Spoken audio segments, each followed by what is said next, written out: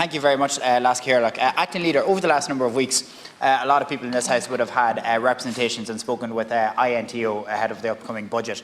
I did that pretty consistently with people in my own hometown of Dundalk. But I met one teacher who hit home with two particular points for me. That was Miriam O'Keefe, who's a teacher in Ravensdale in North Louth. And the 2 points that Miriam really made to me that hit home was, one, the pupil-teacher ratio in this country, and number two was the real lack of availability for mental health supports for students. In terms of the teacher-pupil ratio, when we look at it, the European average is in and around 20. At the minute in this country today, we have a lot of kids who could be 28, 29, 30 pupils per teacher. Naturally enough, that makes it very difficult for the teacher and difficult for the students to get the quality of learning that they can get within a 40 to 45-minute class.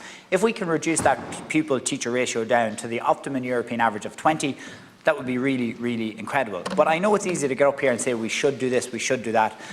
It is substantial money as well, and the INTO are looking for about 20 million for that teacher-pupil ratio too. But just because it may be difficult to do something is no reason not to have a lack of ambition towards it.